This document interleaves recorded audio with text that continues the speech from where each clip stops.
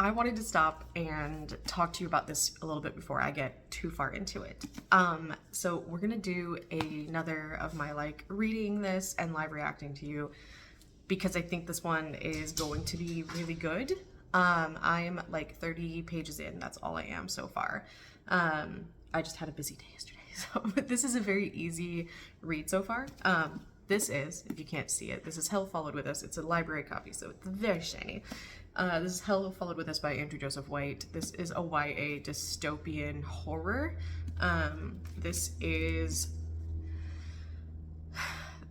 got a lot of religious stuff in it, and this is following a trans boy who is escaping from a religious cult after they have brought upon the apocalypse and also done something to his body that has made him a terrorism weapon, a weapon of terror. There we go.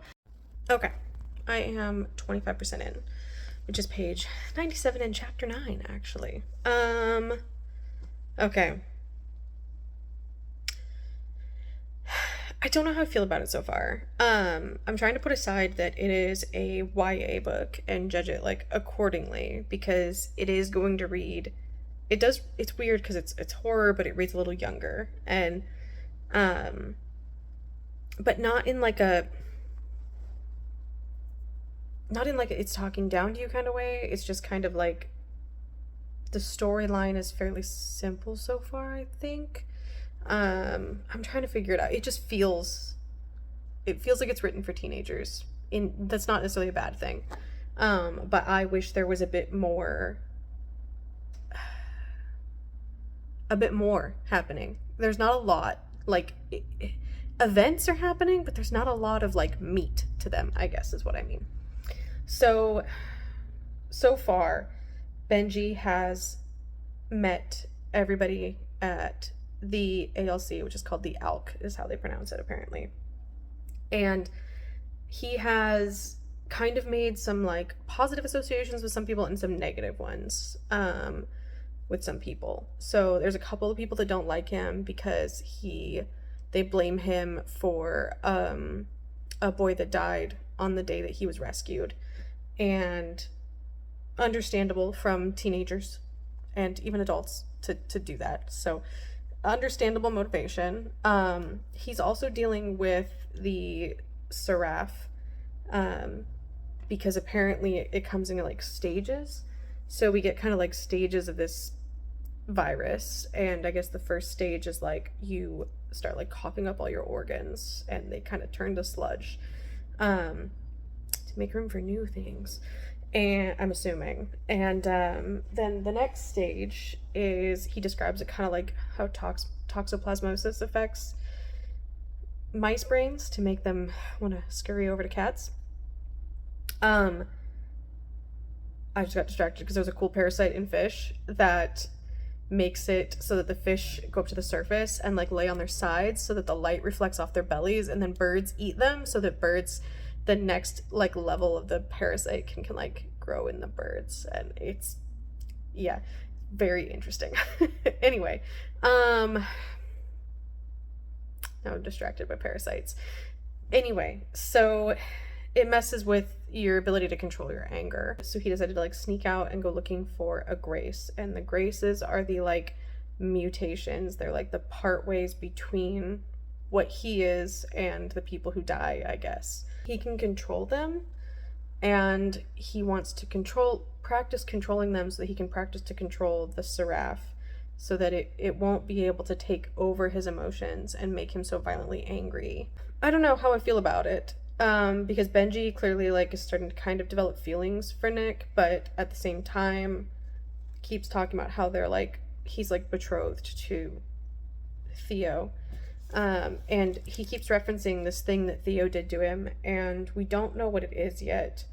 So I think there's a lot of like stuff in here that just isn't revealed for the sake of revealing it later, and I don't really always like it when authors do that. I don't think it builds suspense in the way that it's supposed to. For me, for some people it might, but for me, I'm like, can you just tell us already? Stop being like, oh, that one day that really bad thing happened. Just tell me what happened and then think back on it later. I don't need a big twisty reveal. I just need you to explain to me why you react the way you do to certain things instead of me being like, oh, it's because of mysterious thing in their past. Like, just tell me.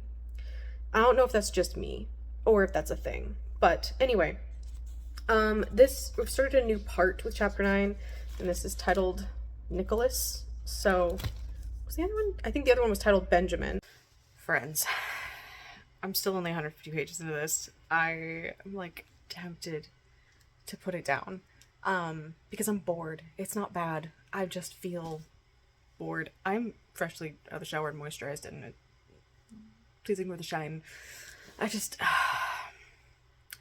look, I don't know if it's just that this is so YA and I'm so past writing like that. Like I'm too far from the age range that it's just not working for me. That's the best thing I can think of. But it's doing that thing where it's like, something bad happened in my past, and I'm just gonna keep being like, oh, I'm upset because of that one thing that happened that one time, but I'm not gonna tell you what that one time is, because that's gonna be my slow reveal. And I'm like, pal, buddy, friend, if you don't want to tell me about it, that's fine. You can keep it to yourself. But please stop mentioning it so that I'm like, but what was it? And you're like, I can't tell you.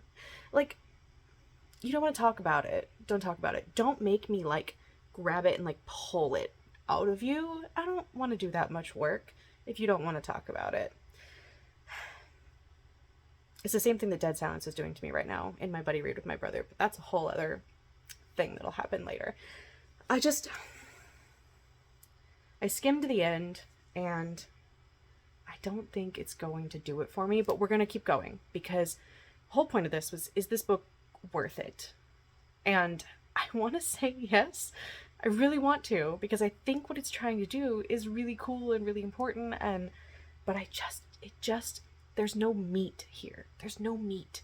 And I need to like chew on something solid. I'm gonna try and read. Hi, don't mind me. I'm in my office. I was thinking, and I forgot to check in this morning. Also, yeah, so I got to like page 200-ish last night, so like 50%, and I still am not like the biggest fan, but I had to mention this because I started explaining to my boyfriend last night like why I was like struggling with this book and things I wasn't sure if I liked, and I was like, okay, so here's the premise, and I was like explaining about the flood, and I was like, so when people get infected with the flood, some of them just recover and they become the angels, which are like mercenaries for the church, and then others become graces, which are like these abomination body horror shows. And I was explaining them to him, and he like had this like look on his face, and he pulled out his phone, he started Googling while I was talking, and we were both fidgety people and used to the other person doing that when we're talking. And so I was like, he's either looking something up because I said something or he got a text from work. And so I'm explaining still, and I'm like, yeah, I was like, and then our main character, I was like, he's got the flood and they like injected it into his spine, and it's made him like going to become this like seraph thing which can lead all the graces to help the angels basically genocide the world. And he's like, oh, can you look up the flood from Halo? And I was like, yeah. And he's like, look up like the beasts that they turn into. And I was like, oh my god, that is what they are describing in this book. So literally there has to be some inspiration from like there's some inspiration from Halo. I was like, okay, well, funny, because the author is like the right age for that. I played Halo as a kid, as like a teenager, but I never followed the storylines. I just played the games, like the multiplayer competition games. I never played like first person shooters, and me, we do not get along.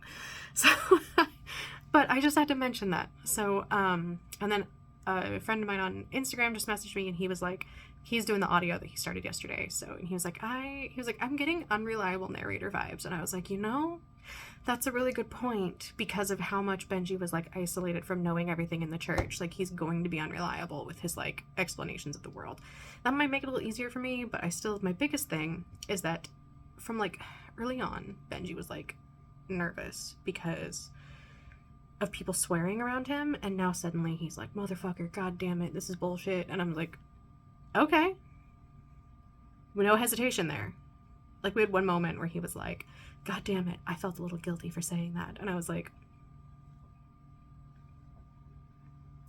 okay, gotcha. So, very just kind of fast glossing over that. So, anyway, I'm moving on. This is I'm page 237 check-in, and we are going to try and finish this tonight. My plan's canceled. I've got this much left to go. The pages are narrow, even though it's like a hardback. I'm trying to open it up here. And the words are like pretty well spaced on the page, so it's reading quicker. It's just that I keep getting distracted because I'm not really enjoying it, which I feel so bad about. I'm at this point kind of just want to finish it. I want to see if anything comes together, and some of the reviews were like, I was as confused as I was reading Gideon. Like, I think I mentioned those in the beginning, right? And I've talked to a couple other people reading it, and they're like, yeah, like, I'm like constantly like feeling like, what's going on? What am I not getting? And they're like, I don't feel like it's intentional, though. I think this is just apparently the author wrote this when he was a teenager, and it's gone through iterations and drafts since then. And I think some of the confusion is just from a young author writing a story. I don't think it's not intentional. I think Gideon is very much, Tamsin knows and what was going to happen, like, and where the story was leading and how things were going to tie together. And so Gideon is extremely intentional, and Harrow even more so, in their obtuseness. This just feels like the author isn't quite sure where it's going, so they're leaving things up in the air, like, and unexplained. So, but it's not, the plot itself is unexplained. The plot, I get it, it's pretty simple, straightforward Christian apocalypse plot. The confusing part is like things like Benji's like, oh, he did it, Nick did exactly what Dad was trying to do for me when he died. And I'm like, he escaped? Can't you just say he escaped? Because apparently we've just had a reveal. So I think I've already been doing spoilers in this, but we just had a reveal that Nick was once an angel. And here's the thing that I'm struggling with, okay?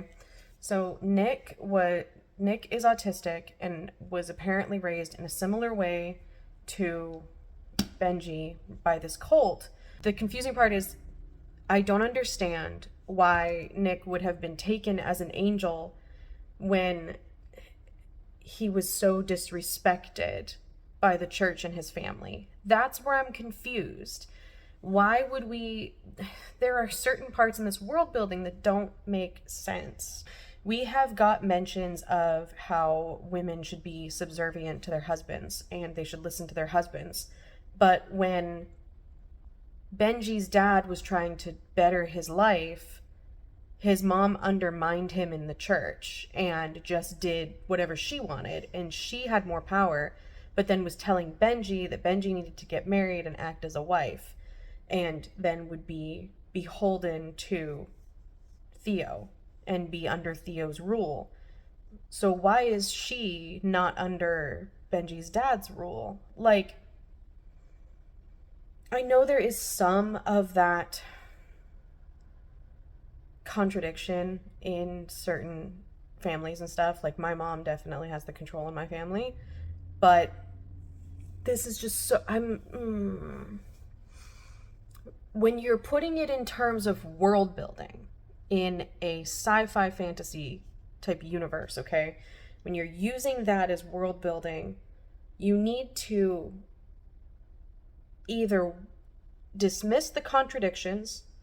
So as much as it's nice to have a sympathetic father in here, it would have made more sense in keeping with the strict world building to have a sympathetic mother who was trying to run away with their son under the rule of a very strict religious fanatical husband who was a leader in the church.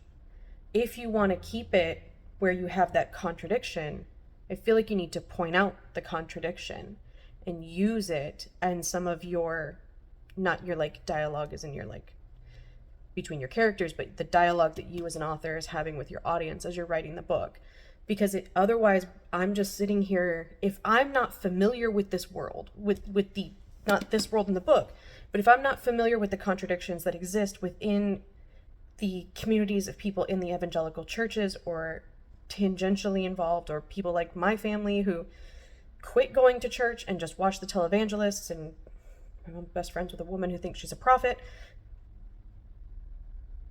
but not super fundamentalist, just very pick and choosy. You need to like, so if you weren't someone who understood that, who wasn't raised in that type of environment, who didn't spend time in these types of churches as a kid or as any stage of your life, if you didn't understand how that world works, I would be confused as to why there are all these contradictions. Unless I'm just overthinking things because I'm in the mindset of a high fantasy stuff because that's what I've been enjoying this month, and this world building isn't as solid for me. I'm a big stickler for world building, and I think this is one of the things that I'm extremely hypercritical on, is if you are going to create a world for me and you're going to use the rules within the world to write your story, you need to explain them to me, why people break them, because you need to understand the rules in order to break them. It's the same with anything else that you learn. If you learn any art, you need to understand the rules before you break them, right? Like if you're learning to write, if you are learning to grow plants, like any of those things, you have to first understand the fundamental basics and the rules before you know which rules you can break and how to break them correctly. So this is where I'm struggling, is the world building is my big thing. Is it's so contradictory, and yeah, there's a lot of contradictions in here. So anyway, I'm gonna try and finish this. I've got a pizza that I just cooked. It's just cooling. So maybe I'll go cut myself a piece of pizza, and I'm gonna get a cider. It's Friday night. My boyfriend is not going to be home for another, this thing's supposed to turn on when I go like this, and it does not. It's 7:00. My boyfriend's probably going to be home around 11 tonight, so I've got another 4 hours.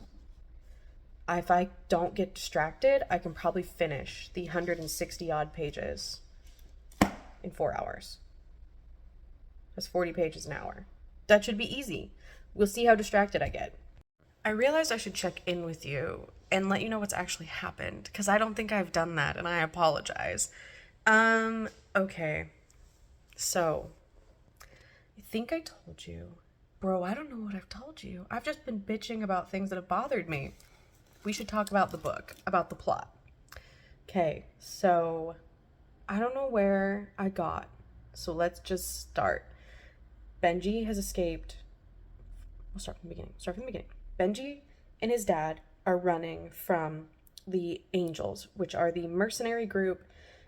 They call them death squads for New Nazareth, which is the cult that brought on the apocalypse through the release of this virus called the Flood.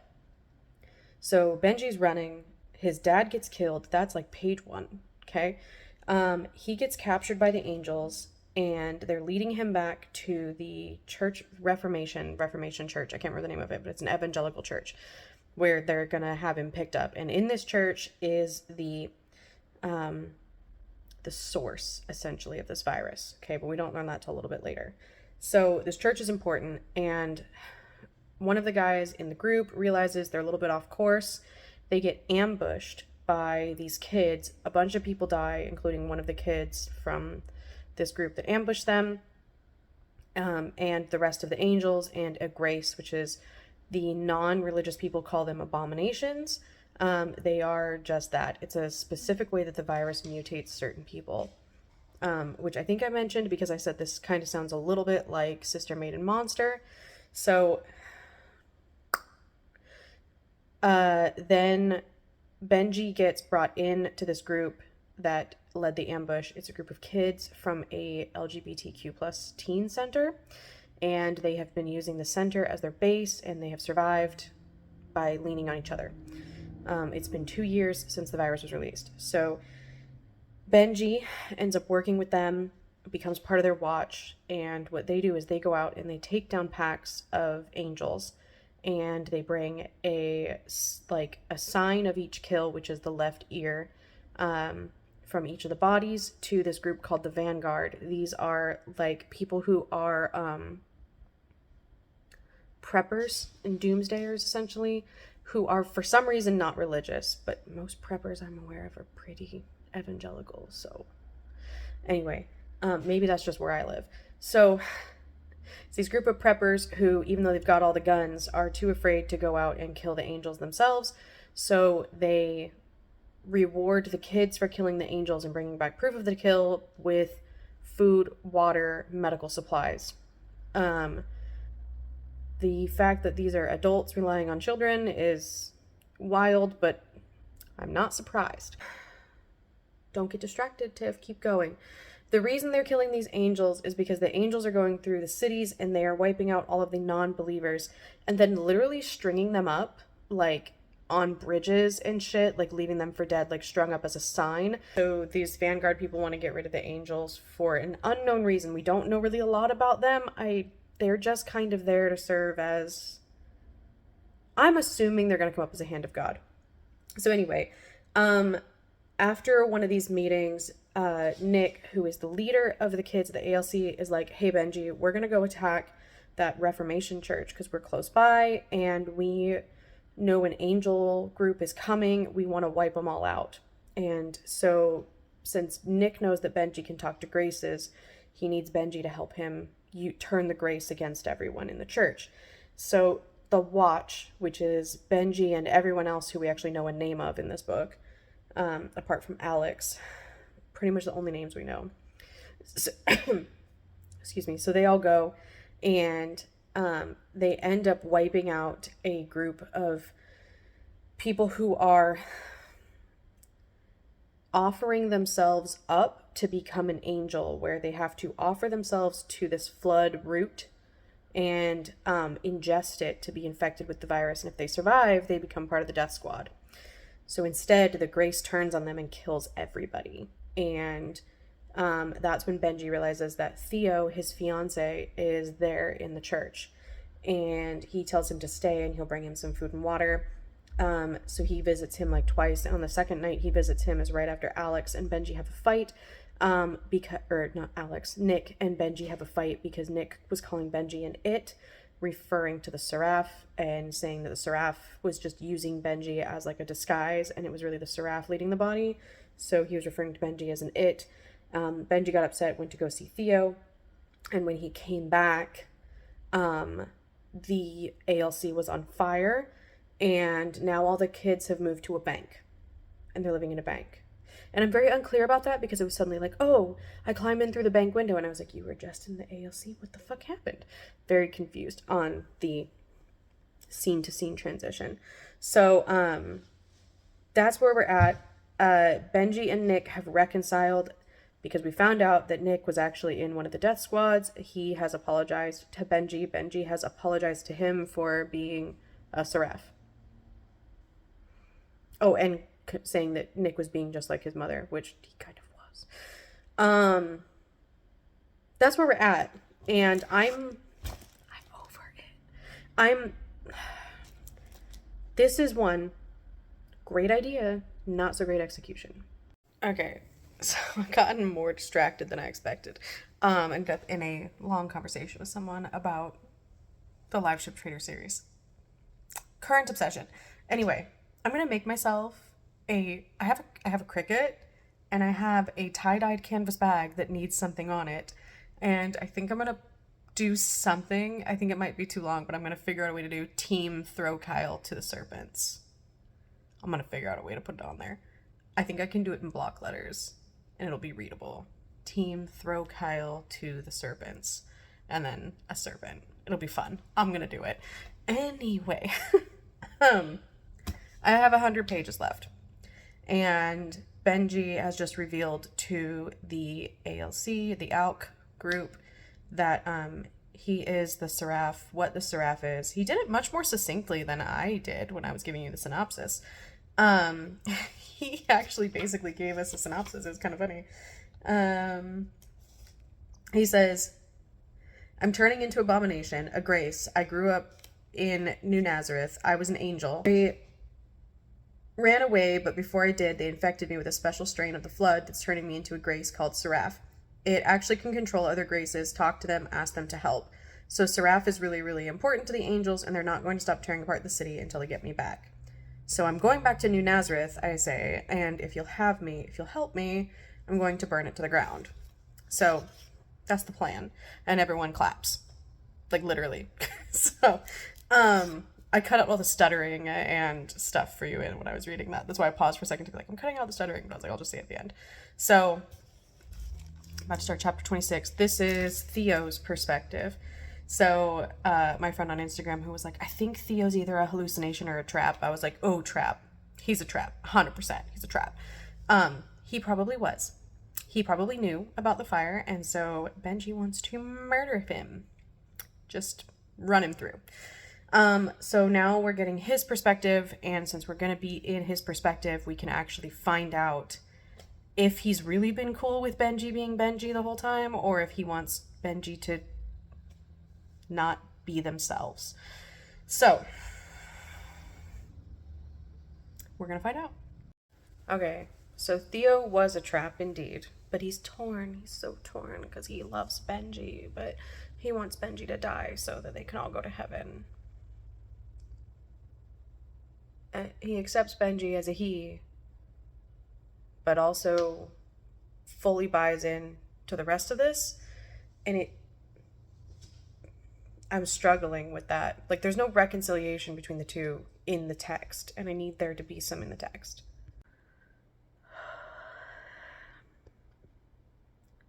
I feel like this is turning into a hate read, and I didn't want it to be a hate read. Okay, another reveal. Nick and Theo know each other. They were in the same squad.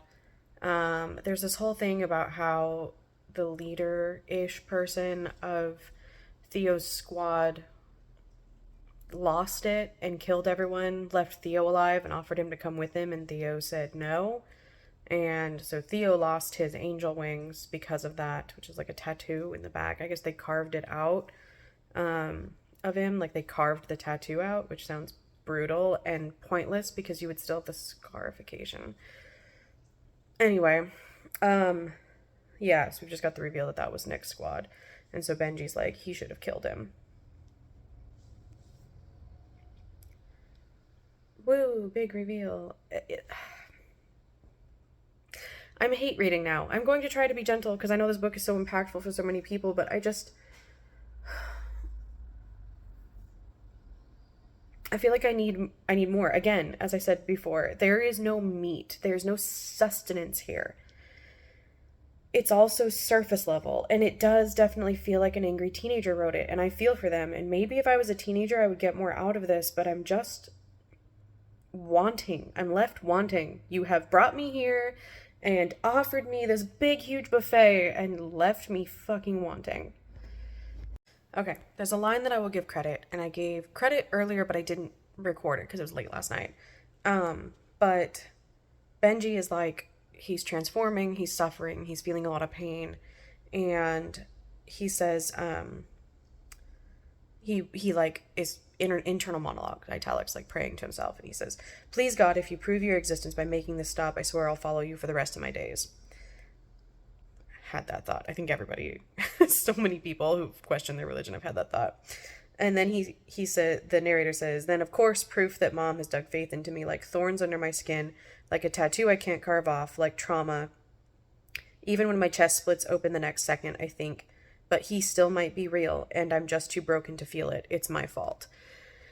That I can identify with, and I think that is written pretty well. I didn't like the like trauma part. I don't think it was needed there, because it's like thorns under my skin, like a tattoo I can't carve off was enough. Saying it's like trauma is just, it is trauma. You didn't need to say it's like trauma. So editor, because that was good. There have been other things that are good. I just feel like I need to point out something good. Okay. So we've got to page 264. And so you know Benji and Theo were engaged. I think I mentioned that. They changed Benji. So Benji went to New Nazareth and they dunked him in the river and they baptized him and they did their ritual and they like cut his forehead. And he released the seraph. He is seraph now. And he's not like this picture on the cover. He got a tail. He got hind legs. He is towering monster boy. And they decided that they're going to go through with the wedding that he's supposed to have with Theo. And Benji loses his ever-loving shit and snaps and goes off. I would too. Like, I mean, all right, Benji, let's fucking go. I've been waiting for this moment. I've been tired of the sniveling and the martyrdom and the, like, you are a monster. Be a fucking monster boy. And use that big ass head and eat some people's faces. So, I'm ready for it. 30-ish pages left. Okay, the battle happened. It was very quick. They won. They're searching the buildings to bring stuff back to their headquarters.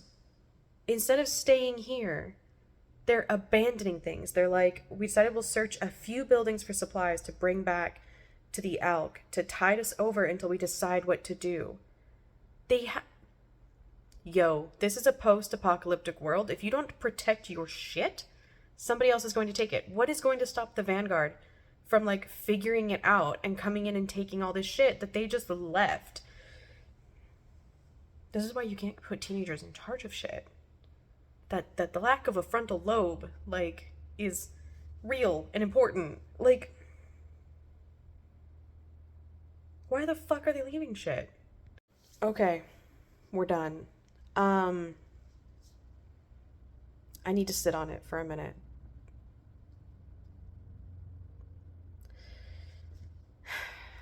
Because I don't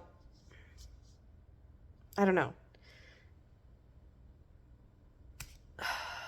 I can see what it wanted to do, but I keep going back to Sister Maiden Monster and being like, that did it better. In the religious apocalyptic sense, even though it was a virus as well, but it was an accidental virus. It wasn't on purpose. And it didn't have any religious, like, reason for the virus. The dog is whining. Because there's pizza in the house and he's not allowed any.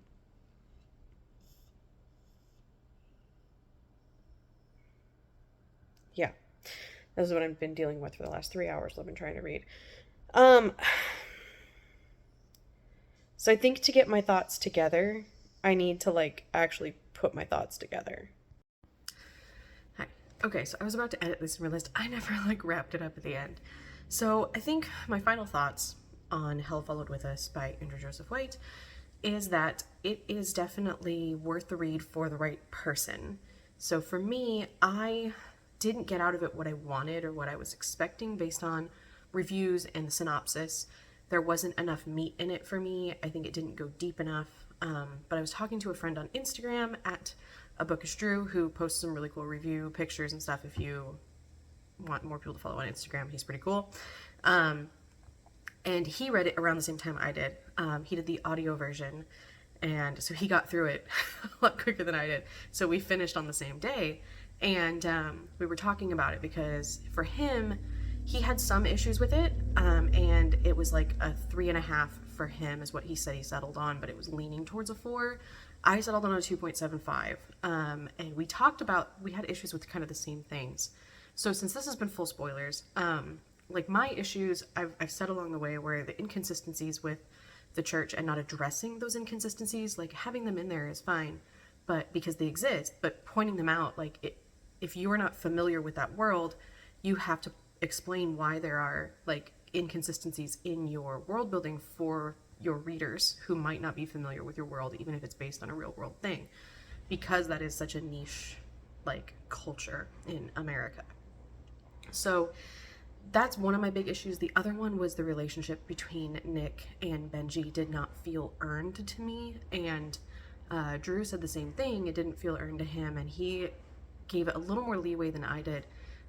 because it's YA, and he mentioned that it may have been forced by a publisher or expected by a publisher because of how little that felt fleshed out. I think that's a possibility, but I do think a lot of YA books do this anyway. So there's that. I also think it didn't go dark enough for being a horror, and I know that's YA, so there may be like barriers that I'm not clear on, but I think the fact that there was a redemption-ish for Theo was not something I enjoyed. And Benji was far too forgiving of Theo in the end, even, and I still don't understand Theo's hypocritical behavior, fully endorsing what the church is doing while also accepting Benji for who he is and never grappling with that, even when we see things in his perspective. We see his perspective and he's not struggling with it at all. And that is the ability to compartmentalize those two things in a teenager is very unusual. And I don't think there was enough there for me to like fully believe it. So I think this felt very debut, and I think it needed a bit more work. It was really clear when the author said in the acknowledgements at the end that this started as something they wrote as an angry teenager. I can see that, and I can understand why it means a lot to them. But I think for me, I feel like it needed a couple more rounds to make it really like a coherent story. And that's kind of where I'm sitting at with it. I think it is, if you haven't read a lot of like, I don't know. Okay, look. There are two books that I read this year that I think did this type of thing a little bit better.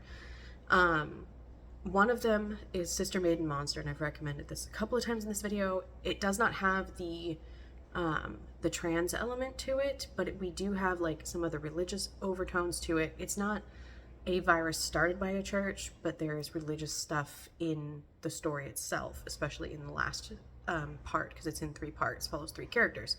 We do get a lot of we do get queer characters in here. We get a bisexual woman, a lesbian woman, another bisexual woman, and then an ace woman. So we do have like some queer representation in it, and those definitely are things that are considered in the story.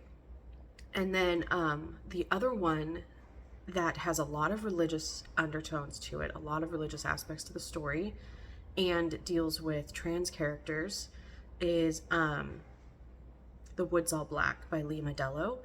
I really recommend that one. The ending kind of got me a bit, where I was like, oh, I don't know if I like this as much as some other people would. And this one definitely takes the becoming a monster to like destroy the church farther in a much shorter space. It's a novella, and it is historical as well. So I think that one gave me more religious, like it hit my religious trauma a little bit more, just the way that we could hear the sermons. And I mean, I read this one physically, so, but I could still hear it. And I think if I hadn't read those 2 books, I might have got more impact out of this one, because having seen what could be done with those similar types of elements in a shorter space, because both of them are shorter, I have things I wish that this one would have done. So that's kind of where I'm sitting at. It's not a bad book. A 2.75 is not bad. It just disappointed me. And it was pretty, I mean, if you think about it, out of 5, a 2.5 is average, right? It's not necessarily a bad book. It's just average. So 2.75 is it's leaning towards a little higher. I probably could give it a 3, but the more I was like writing out my review, the more frustrated I was with certain things. So that's where I'm at. If you've read this, let me know if you want to talk about it. I'm sure other people have different opinions. This seems to be a pretty divided book based on the reviews on Storygraph. Like, it has a 4.2, but a lot of the reviews are like pretty different in what people felt about it. There's a lot of 3s that people gave it simply because of some of the elements in it, and they just didn't like the book, but they still gave it a 3. So there's that too. So anyway, that's where I'm at, and I will see you soon.